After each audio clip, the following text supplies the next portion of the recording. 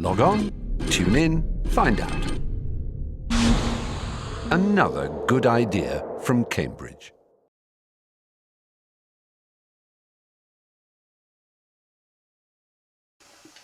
This is a conversation with Fredrick Barth in his home in Oslo on the 5th of June 2005, and I'm Bob Anderson.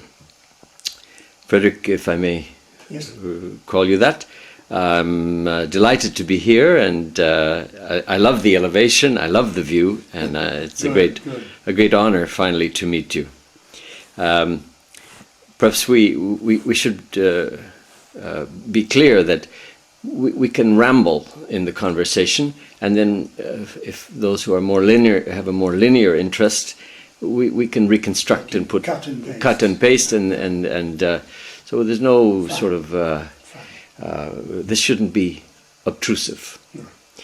And I just want to be sure that from time to time I may ask you to elevate your voice a touch, because I'm not sure that the mic is. The mic is a very directed one, but it's good.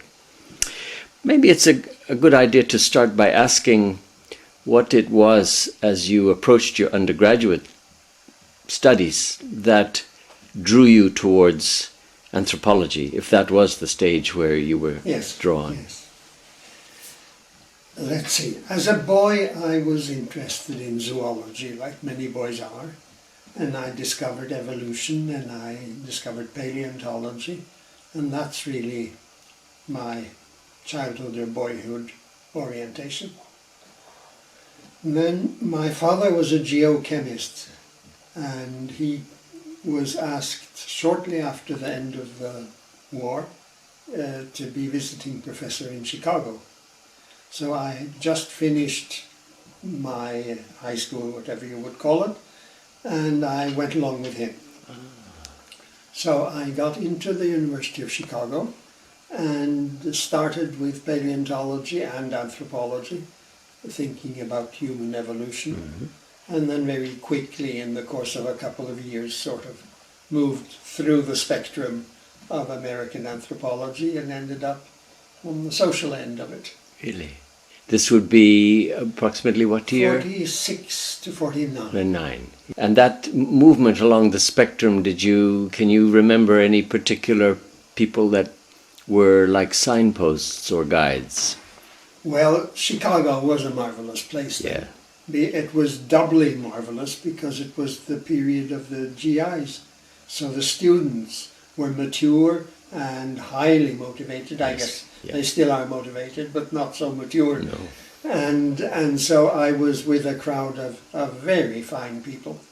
And the faculty was doing its best, and I guess the people that I had most directly to do were where I started on the paleontology and on archaeology with Bob Braidwood. Yes. And it was Bob Braidwood who took me to the Middle East. I had some competence in physical anthropology and osteology of animals, and so I tagged along as his bone man. Yes. Or rather, I came to Norway and joined him. Yeah.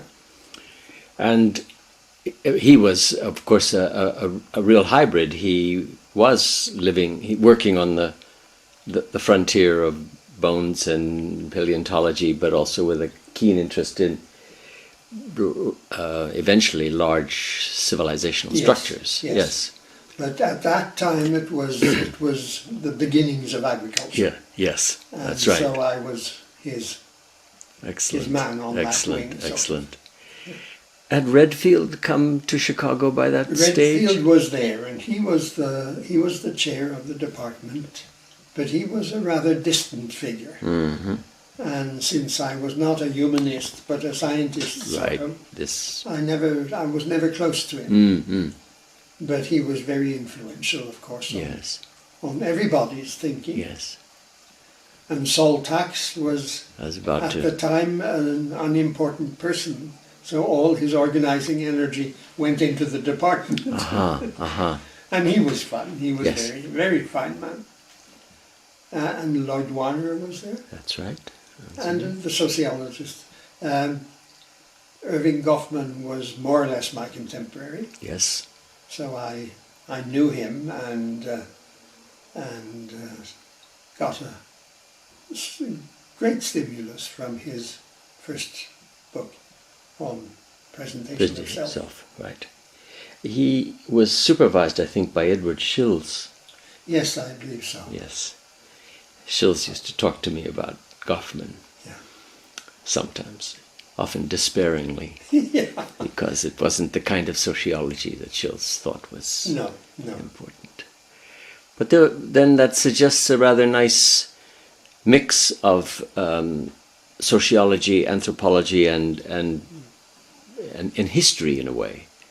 Yes, history in the sense of evolution. yes, but exactly. also Braidwood's culture Yes, history. yes, Yeah. history of agriculture and Yeah. settlement. Yeah. Yeah, human settlement.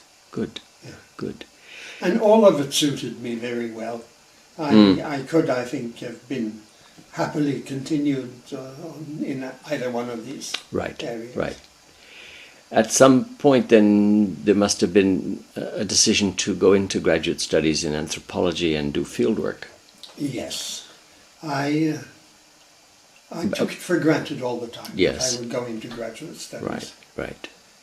But that it would end up being social anthropology depended very much on my, well, I guess it had several components. Right. But my pleasure at seeing tribal people and discovering how accessible they are, and the enjoyment of working with living people Right.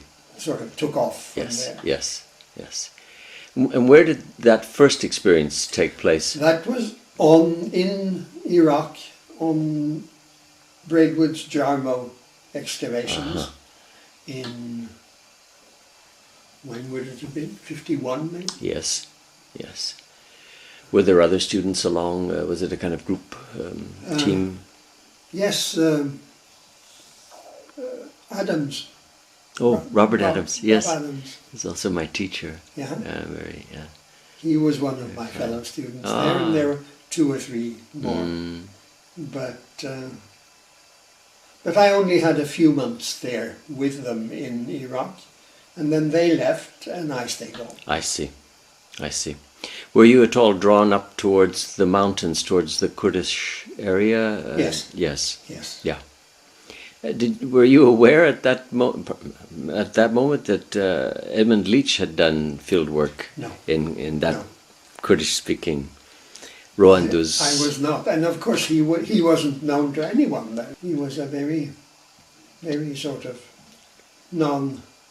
unrecognized figure. Yes, I understand. So I came back to Norway, and here there was nothing for me. So I was looking for a place to do a doctorate, Yes. and I thought I could write it and submit it here. Right. In Here in Norway. in Oslo, though. Yeah. Yes, not at Bergen. No, but, at Bergen yeah. there was hardly a university at the time. Okay. And so I thought about what I had learned in Chicago, and I decided that I wanted to study with Raymond Firth. Yes. And This would be about 53, 50, 54? 51, Oh, 52, okay. Yes. something like that. I got a small pot of money here for a year in England, and I went to the LSE. And when this was arranged, Firth wrote me a letter and said he would be away on Tikopia for half the time. But they had here Edmund Leach, who had been in Kurdistan, so what could be better than that? And I was terribly disappointed, because I was sure that Raymond Firth would be much better than that. Yes, yes. And some Englishman who'd been, Yes. But anyway, it was exciting to go to London, and there were many people there. And then I met Edmund Leach, and I think it took 2 hours and I fell in love. he had that kind of intellectual force and strength, sort of. Yes. I admired him very much, Yes. and I got to love him very much. Yes. Yeah. He was not long before he moved to Cambridge at that point. No. It wasn't terribly Wasn't long. so long. No. But was the decision taken that he would supervise your dissertation, or would Firth do it when he came back, or? It was Edmund who did it. As far as they were concerned, it was a manuscript. It wasn't a dissertation. Okay. And You had written that here, I was that in the manuscript process of writing it and here. sort of finishing. being literally here, yes. And after my year there in London, I came back and I submitted it. And I was young and rash, and it wasn't the best piece of work I'd done. And they failed me for the doctorate. The LSE did. No, Oh, Oslo did. oh, I see. You were sort of on a study abroad, kind of right? theory, yes. But expected to come home and Yes, present it here. yes, yes. And these examinations here, I understand, are quite. What's the right word? Dramatic is not the right word, but there's a public element to this. Public defence. Can you so. describe how? Well, that I never is got done? to the defence because they simply. I have an understanding of what was going on, but the official one was simply that they sought advice from abroad because this was a new field and Yes. so on. And there were members of my committee that would be my competitors if I got a degree. Yes. And they asked Evans Pritchard in Yes. consultation. Right. And they got a 5-line sort of letter back containing really very little other than saying that the absolute requirement in Oxford was more than a year of fieldwork. Yes. And I didn't have that. So I I see. wouldn't have received the degree in Oxford. In Oxford. And that's all they said. Yeah. So, of course, we want to be as good as Oxford. Yes. So I couldn't receive a degree here Right. either. Right. And it was after that then that I managed to get a 5-year stipend. Some of the faculties thought there was something to me, Right. and I got a new chance. So- Ah, And then I went to Pakistan. to Swat. work on the SWAT. Yeah. Yes. With did you transfer some of the model that you had built in the first manuscript to the SWAT situation? I did so, yes. The first manuscript was clearly dependent on a Weberian kind of Yes. approach to Right, politics, yeah. and I think that's been with me all my life. So one would think. Yes. Yes. But at that time then I went to the field and that is when Edmund moved to Cambridge. Ah. And I didn't want to submit again here. No. So then I arranged to do my doctorate in Cambridge. In Cambridge. Yes, and he was the person who was identified as the supervisor. Yes.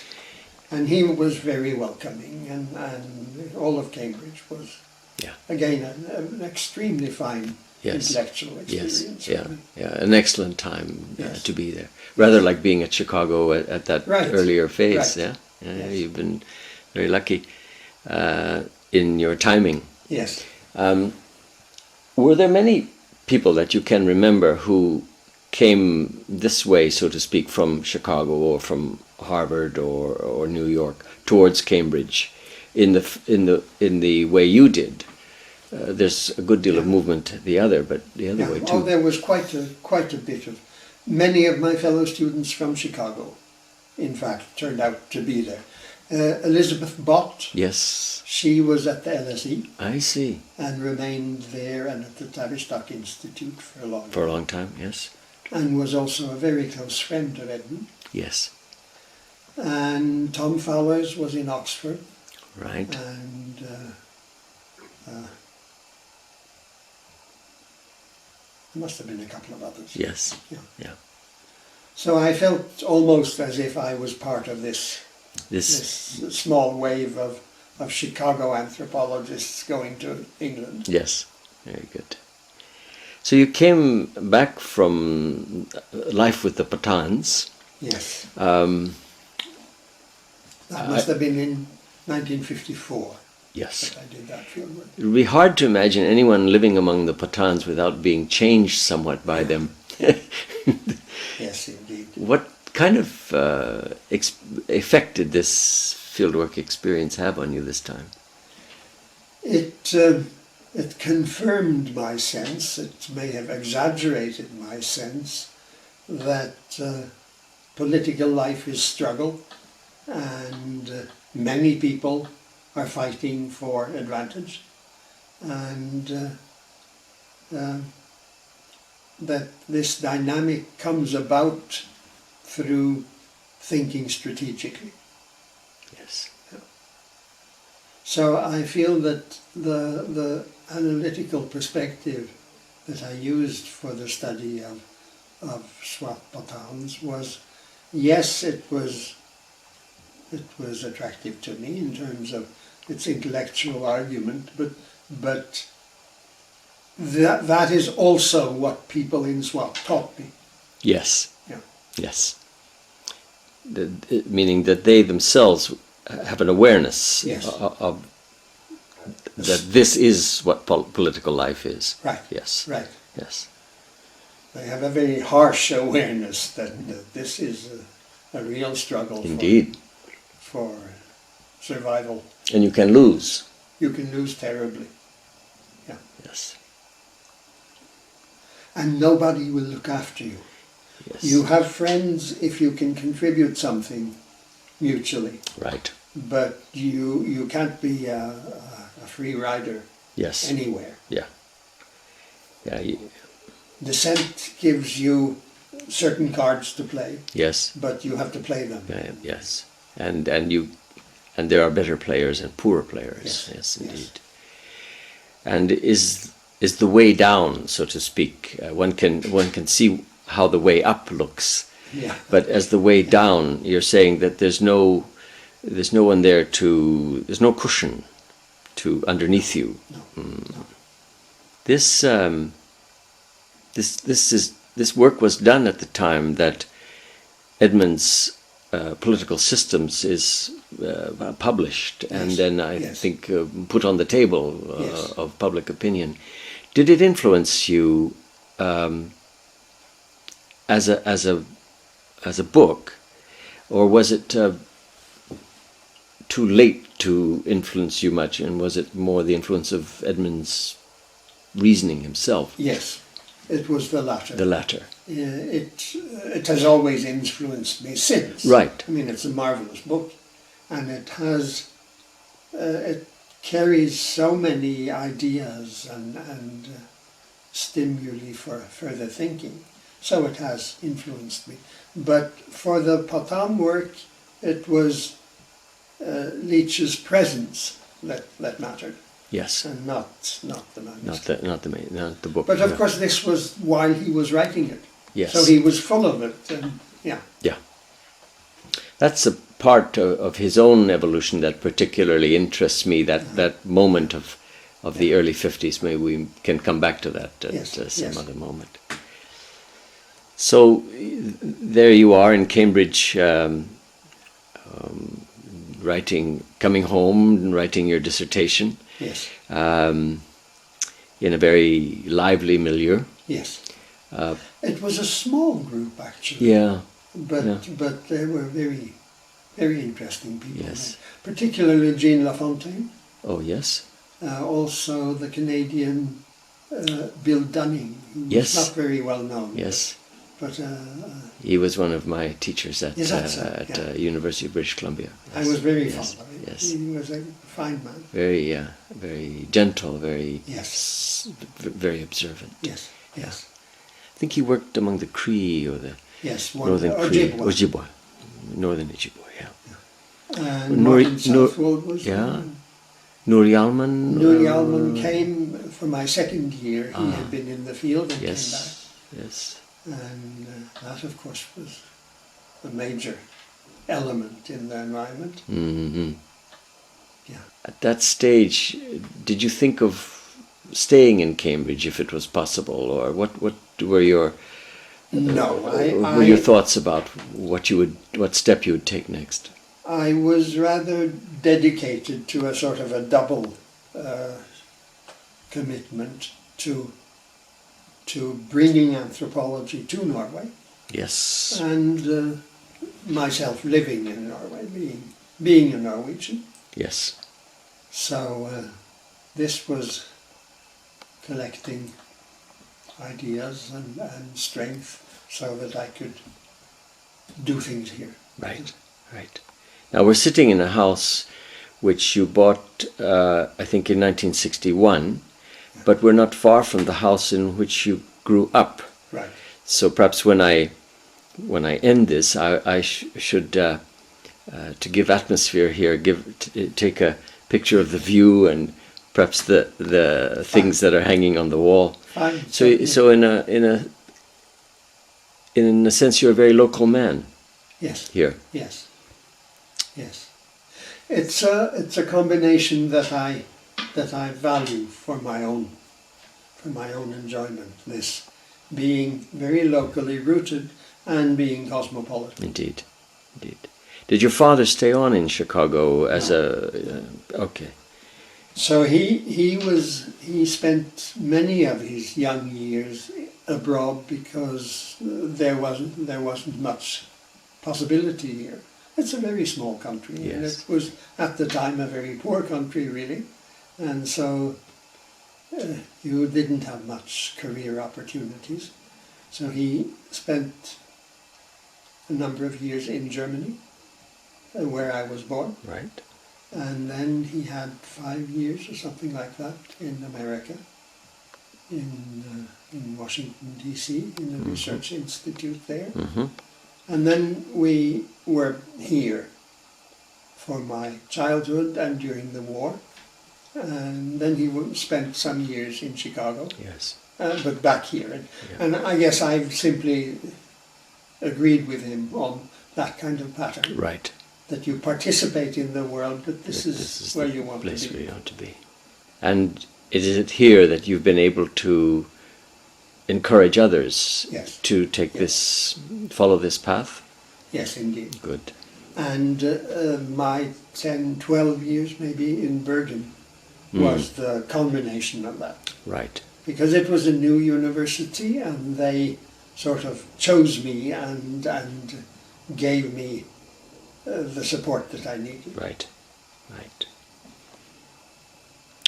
What kind of influence did your mother have on your thinking or on your way of doing things, if I may ask? Indeed. My mother was a lower middle class person with great sense of humor and gaiety of life, sort of. And she married this young, promising academic, and they were very close. And whereas he was so shy, rather like Edmund Leach, a powerful intellect with a sort of emotional shyness. My mother was much more exuberant and giving, and so I think I got some of my social skills from her rather than from him. Yes. Did you have siblings who... I had an older sister who was... We were very close as children because we lived for some years abroad then. Right. But, not intellectually of any importance for me. Yeah. We were just... Sister and brother. Right. Yeah. Right. Yeah, that different kind of love. Yes. Yes. So you completed your dissertation. You then translated it into a book. Yes. Yes. I'm not sure which year. Can you remember when? 59 perhaps? Or I think it was published in 59. 59? Yes. I Yes. did the That's what. degree in 57. Yes. Right. Yeah. And then you came home to Oslo? I came home here in 57, directly Yes. after after Right. the degree. Was the climate more receptive? If I... Well, they couldn't stop me anymore, but it wasn't all that receptive, no. So I had some years of living by yearly stipends and what I could pick up. Yes. Columbia in New York invited me for a year's visiting professorship. Right. That was sort of my first international break in 61, something like Right. that. And all this added up to a reputation here, so that Bergen then asked me to come. And that occurred roughly... Maybe 62, 61 I or see. 62. All right. Yeah. Okay. So you really stepped out of Oslo Yes. and built something there. Right, Well, it's, right. often these things Yes, work yes. that way. Yeah. And was it possible to go back for field work or for visits to among the Pathans or to anywhere else, Iraq or wherever, during this pre-Bergen period, if I may put it that way? It would have been possible. I did go back. Robert Pearson, an American anthropologist who had worked with Lapps, Oh, yes. he and I became acquainted, and we decided around 1953-54, Right. that we would work together with a sort of ecology and politics perspective. And he chose to go to Balochistan, Yes. and he died in the field. Ah, So I was given his material by his wife, his widow, and I used it as a lure to get some money to go back to Pakistan, the Leningran Foundation, yes. which has been very supportive of me and very important, really. Yes. They gave me the money so I could go to Balochistan and see the place. And that allowed me to revisit Swat Yes. whenever it was, 61, 62, something like that. Right. And Do the Pathans and the Baluchis have any ongoing relationship, or are they? well, again, I I mean- was pursued by luck, because the Baluch that Bob Pearson worked with are bilingual in Pashto and Baluchi. They're on the boundary. Yes, on the boundary. So I So- could just walk in, Very nice. and when they interpret my sentimental journey to the place where he died as representing brotherhood, I didn't disabuse them of that. No. So the memory of him among them was the key that opened the place to me to. And to them, that's highly valued. Yes. That the person that you would follow to honor his. Right. Yeah. So I was very happy to be able to write a monograph on the basis of his material. Yes. But I don't recommend it to anyone else. As a modus operandi, no. It's a very demanding Yeah. thing to try. Yeah. Yeah. This ecology and politics model is something I've read Edmund Leach's dissertation twice now. Probably I'm the only one who's read it twice. And in that he anticipates, this is in 1947, he anticipates Yes. how that should be done, and in a way, Political System, the Highland Burma book, does it. Yes. Would you say that what Firth had wanted to create, meaning an interest in economic, and what we would call economic anthropology, created this circumstance in which his thinking, Yes. your thinking, and others too, worked over this relationship of ecology Very and politics. correct, very much so. And obviously, since he was articulating this, I was very influenced by him there. But again, it suited me so nicely, Yeah, it's because I had the biological background that he didn't. yes, So right. I knew what ecology was, yes, yes, and in a sense could think of it in a more restricted and professional sense. yes, yeah. Yeah, in fact, I remember him sometimes being critical of what he called the biological analogy, Yeah, yeah. because he felt more comfortable with structures and stresses and forces being Right. an engineer. Right. I'm not absolutely convinced privately that makes much difference. I mean, I think he really does do ecology and politics. Right, right. That's right.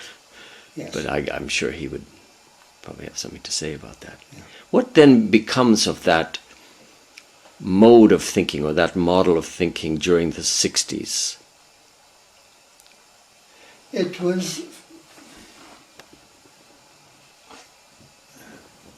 It was not very well used in the discipline, I think. It was used as a platform for making competing claims for where the real truth was. Yes. Whereas to me it has always been fundamental in my fieldwork, always. This is really the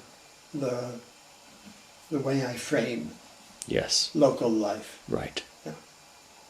And to my sense, my way of thinking, it's so uncontroversial.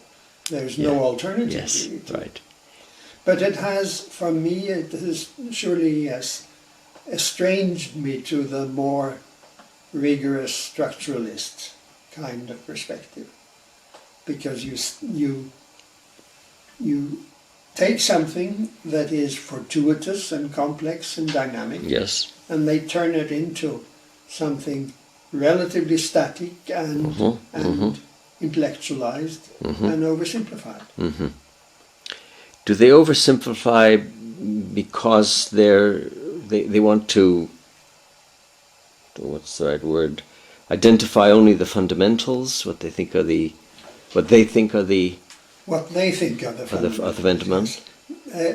Because their idea of generalization and fundamentals is an ideational one, Yes. instead of being one of processes, biological constraints of ecology. Yes. Yeah. Yes. You said a minute ago, use the word fortuitous. So Yeah. so you're saying that what we would call probabilities Yeah. Yes. are always at work, always at play. This was the strong sense that I had. Look at this landscape. I mean, all the trees have fortuitously, the seeds have dropped there and Yes. they set root and they aggregate together and create a situation that, yes, you can characterize it by abstract structural things, but it hasn't been generated by those abstractions. It has been generated by elemental processes where each event is pretty fortuitous. Yes. Yes. And Nicely put. that fascinates me. Yes. It I does think me it's too. much more fun Yeah. than to abstract until you have something that is intellectually clean and exaggerated. Yes. Or, as you say, oversimplified. Yeah. Yeah. Yeah. And perhaps less able to handle contingency. Yes. Um, And much less able, therefore, to handle time and change. yes. Yeah. Yeah. There's a phrase used in one of your early books, which I'd like to ask you about, and it's a very. It's just here. It says that A season is a stretch of country. Yes, yes. That's in the nomad. Yes, in the Study, yes, in the Basiri. Yeah. Yeah. A season is a stretch of country. Put yourself in the subjectivism of acting people, Right? and what do they have to go by? Their experience. And they reason over it, and they know that the stretch of country is always there. But that's sort of irrelevant for them, Yes. because they come through here in the beginning of May, Yeah. and that's when it's That's important. the country. Yes. Yes. And so I did get a sense, being with them, that their subjective construction was very much in this combination of movement and place and time. Yes. Yes. Yeah. Yeah. And they have their idea of usage rights for pastures, for example, Mm-hmm. is quite explicitly one of place and time. Time. Yes. The place being unambiguous, but the time being perhaps negotiable. Yes. Mhm. And that's what nomadic superstructure of politics is. Yes. Having a chief who can negotiate with other chiefs for other tribes who are using the same channel, Indeed. but in a staggered way. Indeed. Yes. Yes. And my image for it, which I think is very close to their way of thinking, is the time schedule of a train. Hmm. The train has to be somewhere, Right. but it's not interested in owning a place. No. It's interested in working out a time schedule. Yes. So there's always a place where it's supposed to be. Right. Right. And that's its And right. where others are not. Right, yes. Exactly. That view of time and space, did your reading of Durkheim or anyone else, what's the right word, lead you or inspire you in any way? Can you think No, of it the didn't. influences? No? I can say this quite explicitly because when I discovered Durkheim and Moss working Yes. with these ideas, I thought how fascinating, and I went and read them Yes. and was disappointed because they couldn't add anything Right. to what I Had already Yeah. reasoned. Yes. Yeah. Now, at some point, you work in what became coined as transactionalism. Yeah. Or, Yeah. did you coin that phrase, or I can't have it. You- Must have no? been Yeah. around. Right. But And certainly, Mr. Irving Goffman would have been quite attuned to transactionalism yes. himself. Yes. Sure.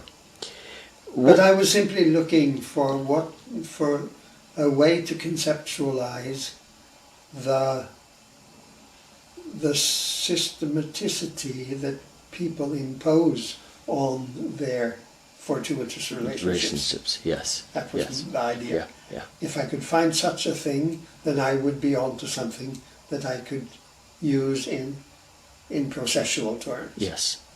Right. Looking back on Leach's political systems, do you see any of that ingredient Yes. there? Yes. But not, I don't think he exploits it as fully as he could. Yes. Not sure that I'm not sure he was explicit about fortuitousness as much as No. you are. No. I guess no. that, Right. Because... or as I would like to be myself. Right. Yeah, it's No, interesting. because he was an engineer. So the workings of a system didn't contain anything fortuitous. Not much. It was Yes. designed. Yes. Yeah. Right. But he did see. Well, I think I'll put it as a question. Did he see the stresses? There was a design, but there were forces and tensions, I guess, and stresses, and Yes. things weren't always coherent. Yes, but he saw that as disturbance rather than as essential. as the moving power. Yeah. Okay. What, in retrospect, do you think of this phrase transactionalism? Well, it clearly has invited people to pick up the wrong part. It's not clearly enough conceptualized and argued that. And well, I have always heard these objections that it's so instrumental and it's so opportunistic and it's so immoral to have that kind of image of mankind. Yes. And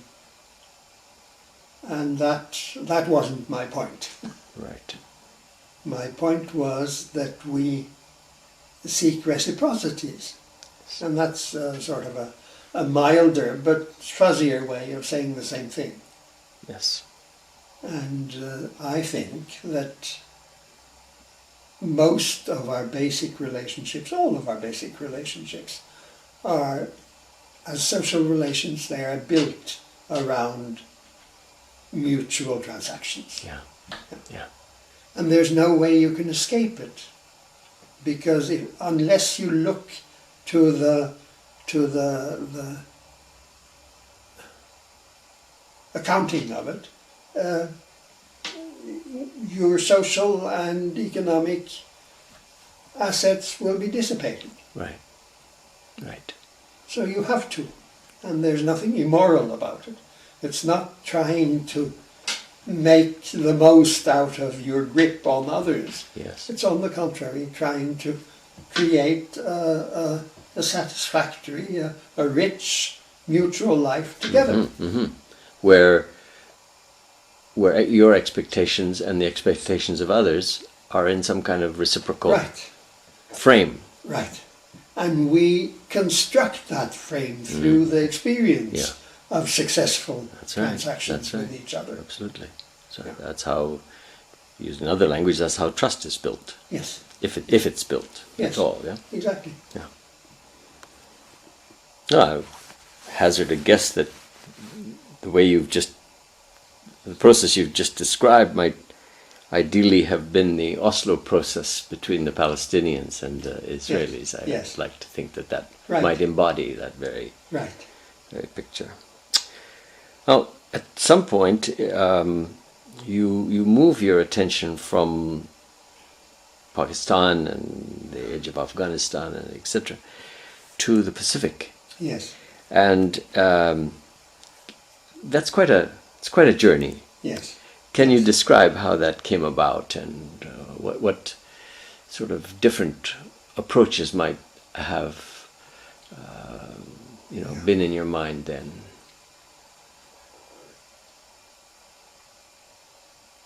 Well, first, whenever I was thinking towards future fieldwork, I put the question to myself, where will I learn most by going? Yes. And it seemed always to me that, apart from some brief revisits perhaps, I would always learn most by going a new place, where everything would be new, where I didn't know it before. Yeah. And so I had that sort of spirit of adventure, justifying it in terms of what it would bring me as a basis for anthropological insights. That's one component. The other was that I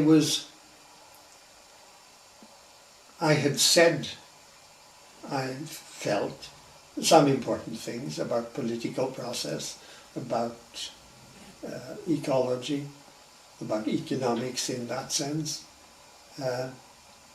And I had not focused on the analysis of ritual meaning. And everybody else in anthropology was talking that. Yes. So I wanted to be with them and join them. And my idea then was to get primary body of materials so that I could join in the general arguments of analyzing the meaning of things. Yes. And I combined that with a sense of adventure and the curiosity that I'd always had about untouched New Guinea. Right. And I chose this area which was still untouched and less spectacular than the proper highlands. Yes. A more modest kind of way of life. And that was thrilling. Modest meaning less theatrical Yes. on their part? Yes. And smaller scale. Yes. But they were so recently contacted that it was this sort of naive dream of the untouched place. I can't free myself from the sense that that is an anthropological treat. Yes. But what I wanted to do was to look in detail at ritual. Yeah. And in a sense try to do for ritual what I had done for politics. See how it is built, how it is constructed as a verb rather than as a structural sort of noun. Yeah. So I had the surprise of collecting a few myths that indeed were very Levi-Straussian, and so I recognized that there's something going on like that. Mm-hmm. But most of my interest was focused on the imagery of ritual. Yeah. And so where do these idioms or images get their meaning from, and what are they used for? And so my whole idea of analysing Baktaman, as they are called, their cultural imagery for its substantive content of cosmology. Yes. Time and space again, in a way. Yes. But experienced time and space, and not conceptualized time and space. That's right. Now, somewhere in the Nomad's book, you describe the Baseri as having a poverty of ritual. Yes. And this, I guess in the highlands of New Guinea, you might be tempted to say they have an abundance, a superabundance, or even excess. Yes. Where would you place the people that you worked among in this, if I dare not call it a spectrum, but in this kind of distinction you're making? Yeah, there is no abundance, because indeed they're too poor and too elementary to have abundance. But what they do create of ritual imagery and visions, I found very moving, perhaps precisely because of that, because they are humble people. Yes. And clearly they were trying and wanting to make something. And my sense was that what I was seeing was a systematic struggle to try to construct a way of understanding that's related to mystery. Yes. Rather than to intellect and science and order and classification and so on. And that thrilled me when I finally got to the point of seeing that. If they were humble in this sense, did they express any surprise to you that a person like you would be interested in their cosmology or in their experience?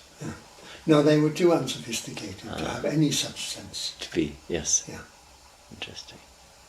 They took it then as natural that a person would come and ask. A male getting older wants to know these things. Very good, very good. And you yourself were what age at that point, Fredrick? Let's see. I was 40. Yes. Yeah. And at Bergen, Yeah. and with building a department with colleagues. Yes. And so this was a year away, or It was a year away. Yes. That's what it was. Yeah. 68, while the intellectual world was transformed. Yes, Yeah. it was indeed political and intellectual in many ways. Yeah. Yes. Yeah. Did you find or look for a politics in the ritual structure, carrying on from your Yeah. your earlier work, Yes. where looked- reputation, a politics Yeah. reputation, perhaps? I looked for it, but I think it's empirically correct that it is not a significant factor. I see. They have no ideology of equality, but they, in fact, they're pretty equal. And the kind of influence, control, knowledge and secrecy is such a fickle thing. Mm. So, since they can't control physical resources, it's really very difficult to build any kind of position of power. Through in that way. Yeah. Yes. Yeah. So there aren't specialists in specialized No. lore being handed on in a generational well, way. there is, but it's the emphasis, as I saw it, was always came back to the same thing, that it's secret and then it becomes powerful. Ah, yes. And it throws a monkey wrench in political scheming, because yes, you can hint that there are things that you guys don't know Right. so many times, but it doesn't sort of take you anywhere. Yes. If you don't. Yes. If you can't deliver. Right, You're saying. right. Yeah. Yes. Yes. Yes. Yeah, hinting takes you just so far. Right, Mm-hmm. right. Mm-hmm. Mm-hmm. And was it a more peaceful environment? I take it that the Pathan and the Baluch, their world is at moments pretty conflictual, tough. Yes, and it's explicitly and knowingly conflictual. Yes. And it's sophisticated in its strategic reasoning. Yes. That is not the case in the area of New Guinea where I was. It was violent. They were fighting all the time. Mm. I did life histories, sibling groups, all the counting that I could, and it seemed that about more than a third of deaths were caused by physical violence in the total population, not among warriors, but women and children and everybody. So in that sense it was conflictual, but in terms of, well, without a view of strategy. Yeah. Yes. Pretty unusual to find people without a view of strategy. Yes, yes. Yeah. So this was quite a departure for you then. Yes, indeed. To have what's the way? Did you have to overcome or set aside an assumption that everybody has a life of strategy, and that not to unreasonably impose it or to frame it onto these people? Yes, well, my expectation is to find something different, to be surprised. Yes. So I wasn't trying to press it into a mold. No. And but I was noting that it never came out that way. It came out another way, and that fascinated me. I remember the only explicit piece of strategy that I ever heard was one of my good friends who said to me, I was wanting one of the highest initiation ceremonies to take place while I was there, Yes. so I could see it and be included in it.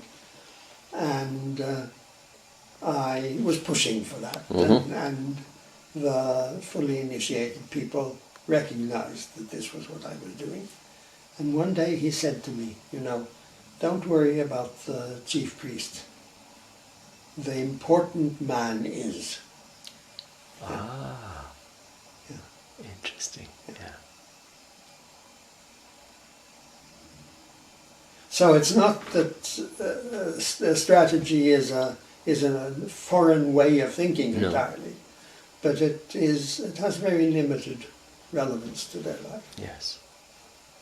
Have you gone back at all recently to that part of New Guinea? Not recently. I got an opportunity to go back, when was it, 12 years after fieldwork, something like that, when they found gold in the area and were developing the mine. Yeah.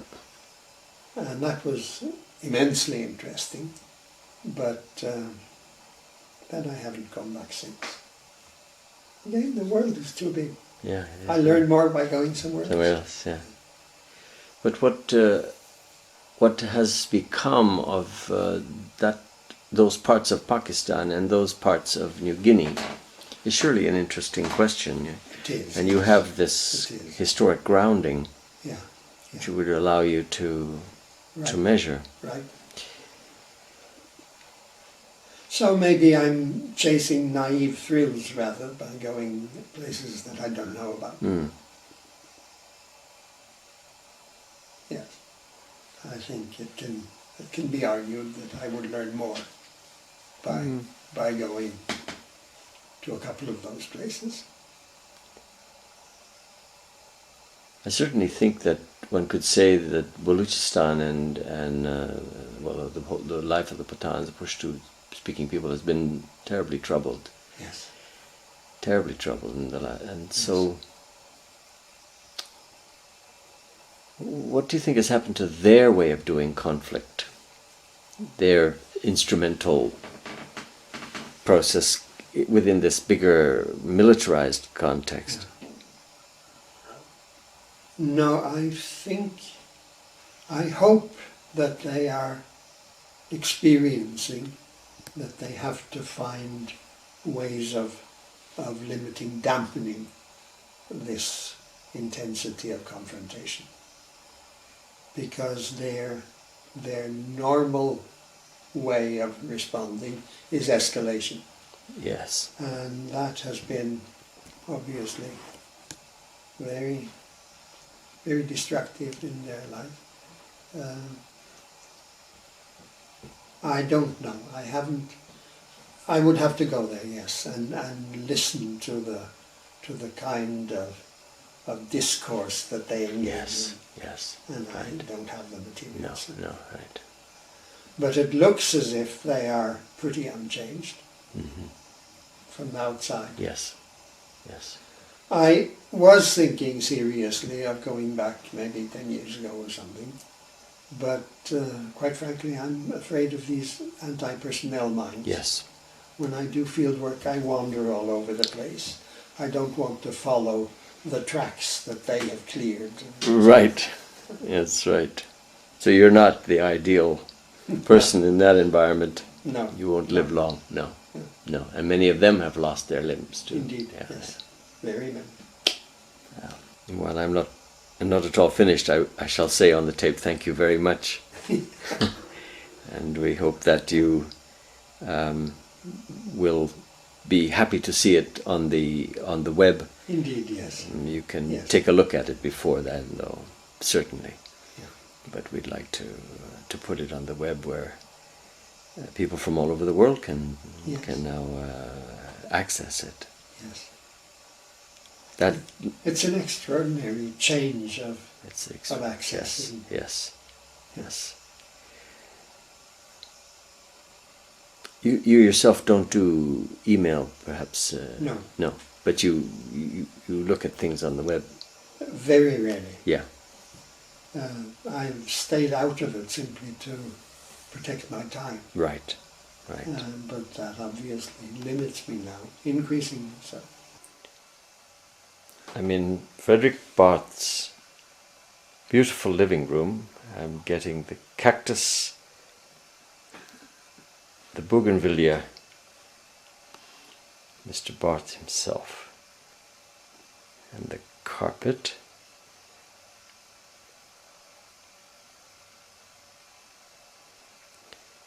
And then I'm going to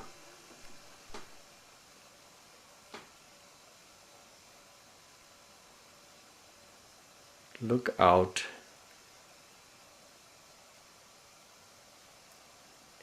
at the world he sees through his beautiful screen window, and then the blossoms.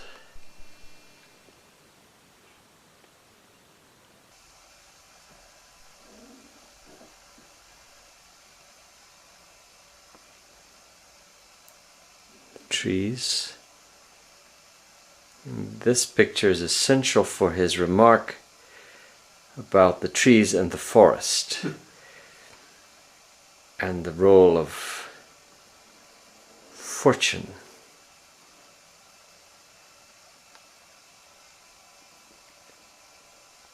And far below is a lake.